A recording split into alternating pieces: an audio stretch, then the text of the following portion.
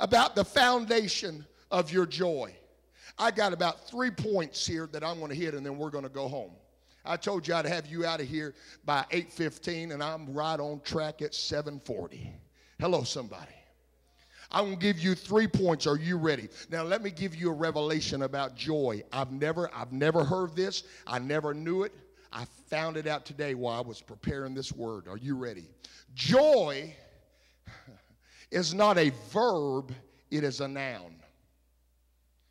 Don't ask me why these things come to me. I have no idea.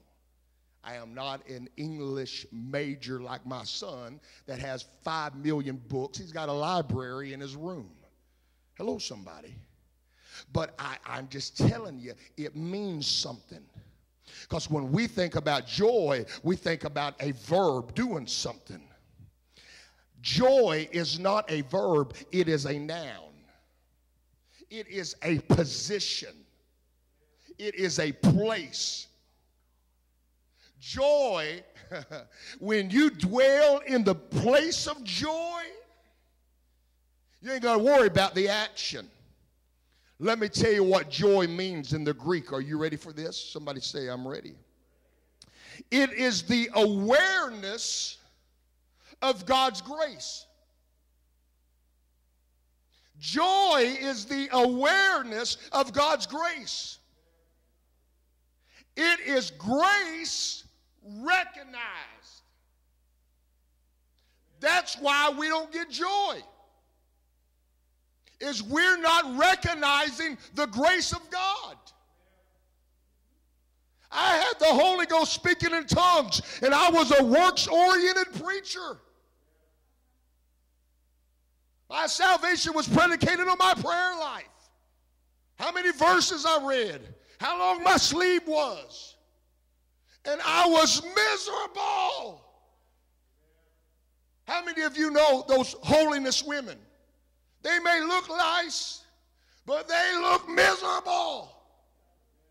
Not all of them, but the majority of them look like they, woo, glory.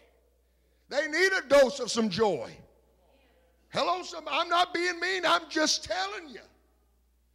Is that when you are a works-oriented person and you don't understand that you are saved by the unmerited favor of God, you're never going to have joy.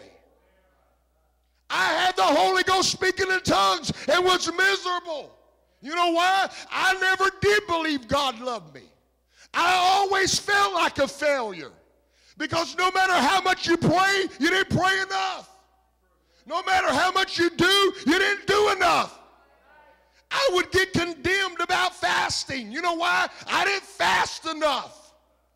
My whole life was lived under condemnation and guilt. You know why? I didn't acknowledge the grace of God.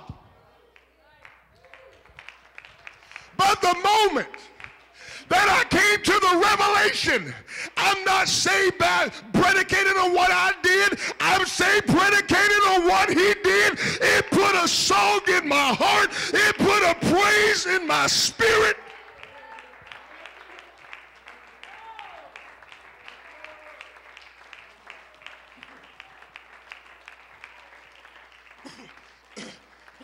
It's hard to have joy in salvation if you don't know you're saved.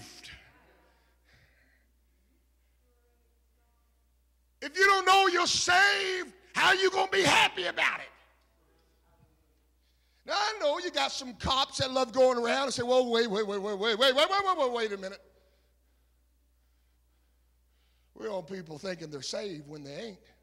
Oh, you old killjoy. Some people are just anointed to kill joy.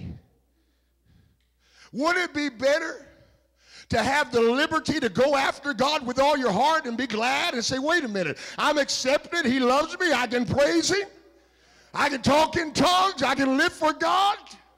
Isn't it better to do that than put people in a prison cell of guilt and condemnation where they never feel worthy, they never feel good enough, they never feel accepted? I lived there for about 10 years and I was suicidal. But when I saw Jesus, when I found the goodness of God, it set my life free.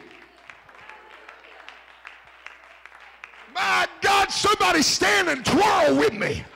Somebody stand and twirl with me. You don't know like I know what he's done for me. Somebody praise him. Somebody